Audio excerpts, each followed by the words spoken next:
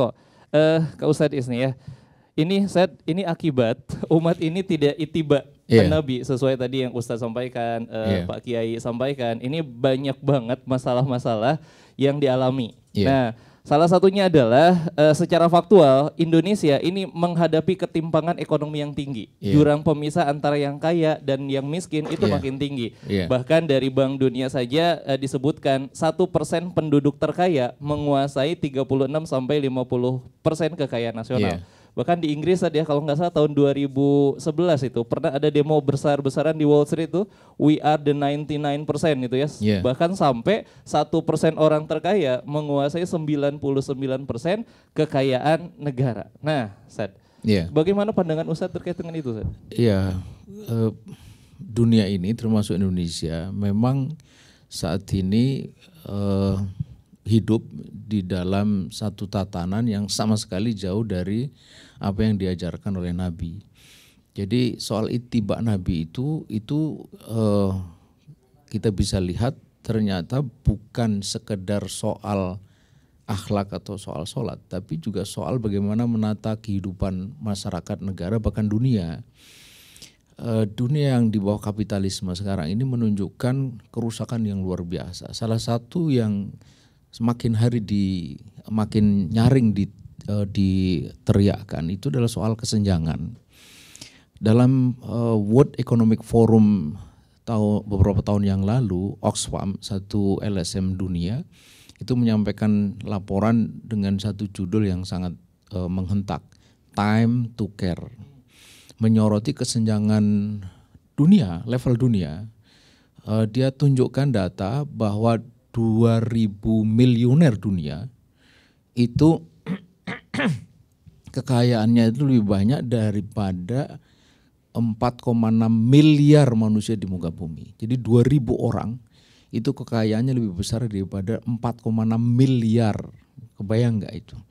Dan menarik bahwa Oxfam itu juga menyoroti Indonesia.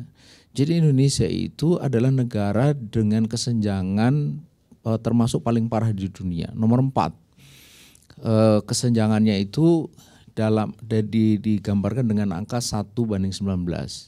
Jadi pendapatan orang paling kaya itu 19 kali lipat lebih banyak daripada yang di bawahnya gitu. Berarti yang kaya itu makin kaya luar biasa, yang miskin makin miskin. Makin miskin, dan itu terbukti pada data yang terakhir ini. Data tabungan masyarakat itu 98%, ya 98%. Tabungan masyarakat itu kurang lebih sekitar 9.000 triliun.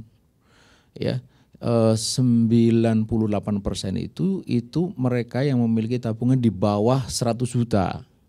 Jadi yang di atas 100 juta itu hanya 2%.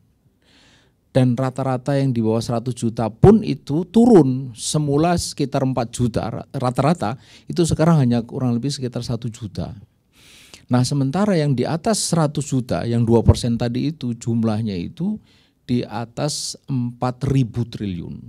Jadi sudah separuh lebih dari jumlah tabungan yang ada. Jadi kesenjangan ini luar biasa. Nah kenapa bisa begini? Karena inilah produk langsung dari kapitalisme yang sangat mengagungkan pemilik modal.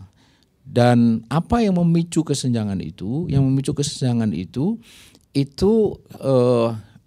secara prinsipal itu kita bisa menunjuk kepada apa yang disebut tatanan ekonomi yang ribawi.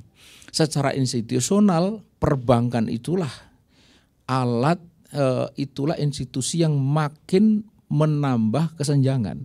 Sederhananya begini, jadi kesenjangan itu timbul oleh karena distribusi yang buruk, kan gitu.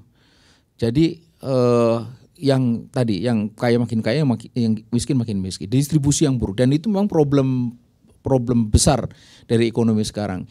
Berbeda dengan ekonom konvensional yang mengatakan bahwa problem dasar ekonomi itu adalah scarcity atau kelangkaan, tapi sesungguhnya adalah distribusi. Jadi bukan tidak ada uang ini hari.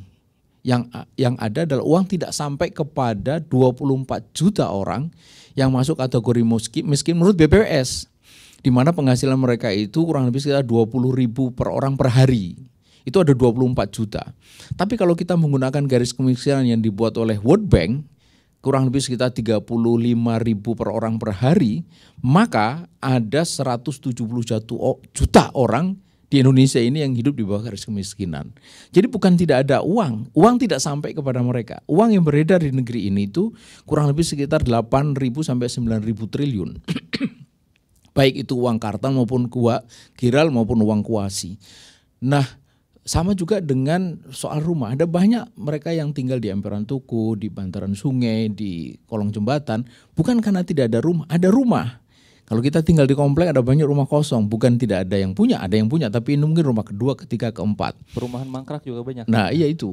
Nah, ketika Ethiopia dan Uganda itu dilanda kelaparan, di saat yang sama mereka itu ekspor buah-buahan dan sayur-sayuran. Jadi betul bahwa distribusi itu yang buruk. Nah, perbankan ini hari itu justru memperburuk distribusi. Karena apa?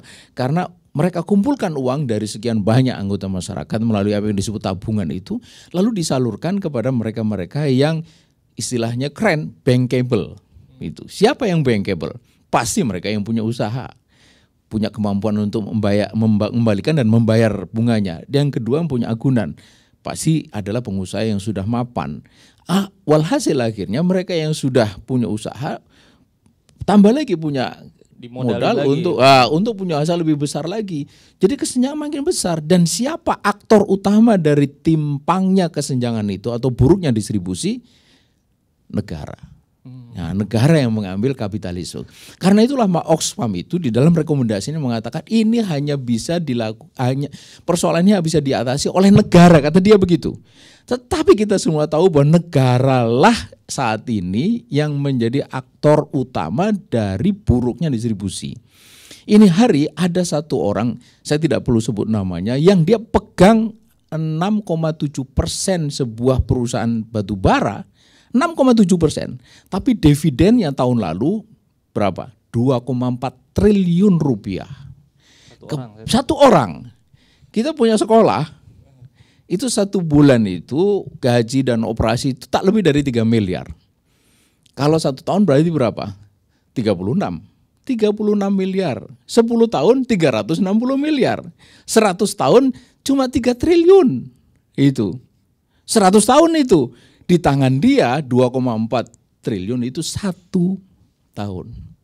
Jadi sebenarnya apa sih gunanya orang punya duit sebanyak itu? Tapi itu terjadi karena apa? Karena negara sebagai aktor dari itu semua. Siapa yang memberikan lisensi, izin mereka untuk mengelola barang tambang itu? Negara. Kenapa negara bisa memberikan itu? Karena ada hukum pejabatnya. Yang pasti ketika memberikan izin itu bukan cuma-cuma. Nah, inilah perselingkuhan antara pengusaha dan penguasa yang menghasilkan peng-peng penguasa dalam era kapitalisme. Karena itulah kalau kita berbicara tentang itibak kepada Nabi itu menyentuh topik-topik kayak begini. Itu. Karena itu ketika kita katakanlah merayakan Maulid Nabi, mestinya hal-hal seperti itu juga disentuh. Tetapi ketika hal itu tidak disentuh, maka Nabi itu menjadi seperti sebuah mitos yang jauh dari jangkauan kita, yang seperti seolah-olah tidak relevan dengan kehidupan kita. Padahal hanya sejarah. Padahal sangat relate itu. Kenapa? Karena Nabi sendiri mengatakan, dan Nabi melakukan dari apa yang dikatakan Allah di dalam surat Al-Hasyr itu. Kaila yakuna dulatan bainal aghnai minkum. Itu dalam bahasa saya itu tawazunisasi. Ketika dia membagi harta Fa'i Bani Nadir hanya kepada orang-orang Muhajirin, tidak kepada orang Ansor.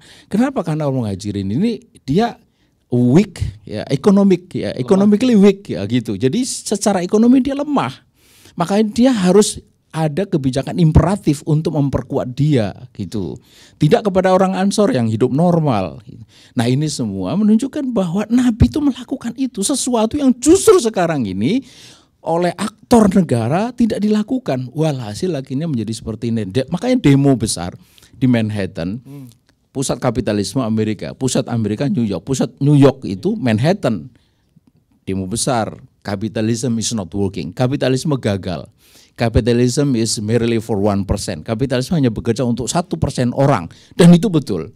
We are 99%. Kami 99% tidak diurus oleh kapitalisme. Termasuk Indonesia. Termasuk Indonesia. Karena itulah semangat untuk kita cinta kepada Nabi harus disertai dengan semangat perjuangan untuk merubah tatanan kehidupan kita ini hari menjadi tatanan kehidupan yang mengikuti ketentuan Nabi. Kalau kita tidak ingin terus-menerus hidup di dalam bencana, kesusahan, penderitaan, ketidakadilan ini hari. Betul. Ustaz, mungkin ini kan kami ya, dan seluruh masyarakat Indonesia tidak pernah terbayang, Ustaz. Mungkin dari sisi ekonomi Nabi itu seperti apa, Ustaz? Mungkin ada nggak, Ustaz, solusi mungkin sederhana ya dari solusi Islam yang bisa mengatasi itu semuanya? Ya, tadi sudah digambarkan bahwa Nabi itu mencontohkan bagaimana proses tawazunisasi itu dilakukan dengan tidak membagi harta Bani Nadir kepada penduduk Ansor, hanya kepada Muhajirin. Itu artinya bahwa negara itu harus berpikir tentang bagaimana distribusi itu. Jangan sampai negara itu justru memperkuat mereka yang sudah kuat, memperlemah mereka yang sudah lemah. Itu ini hari terjadi. Mereka yang sudah kaya terus mendapatkan lisensi macam-macam, izin macam-macam, tambang ini, tambang itu. Walhasil akhirnya mereka makin kaya, sementara yang miskin makin ketinggalan. Kalau satu syariat zakat, nah itu dari sisi keistimewaan ekonomi gimana? Jadi kita percaya bahwa dengan sistem ekonomi Islam distribusi itu akan bagus. Tetapi ketika pada faktanya ada anggota masyarakat yang tidak bisa mengikuti derap ekonomi normal oleh karena mungkin dia tinggal di tempat yang kering, tandus, atau dia mungkin cacat segala macam, maka dia secara ekonomi ketinggalan. Ketika dia secara ekonomi ketinggalan, maka harus ada distribusi non ekonomi.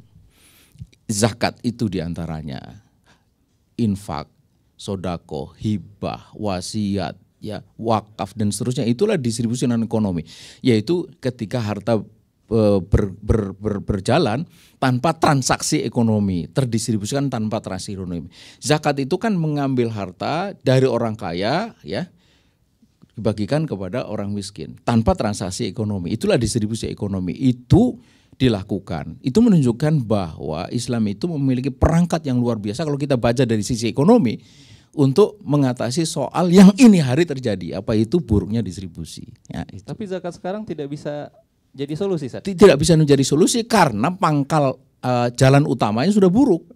Jalan utamanya ada distribusi ekonomi tadi. Jadi kalaupun kita menggunakan syariat Islam zakat, parsial, hanya zakat, maka zakat itu tidak bisa menambal lubang yang demikian besar ini. Jadi mestinya ini dulu ditandani, baru kita menggunakan ini. Ini ironi. Ini dulu tuh apa, Ustaz? Tatanan ekonomi yang kapitalis ini dihentikan. Dengan tatanan ekonomi Islam baru kita menggunakan ini. Karena sekarang ini dipaksakan untuk menyelesaikan persoalan yang ditinggalkan atau ditimbulkan oleh kapitalisme. Ya, itu pasti tidak akan bisa. Baik. Terima kasih, Ustaz. Ini menarik nih, Ustaz. Ke Kiai ya,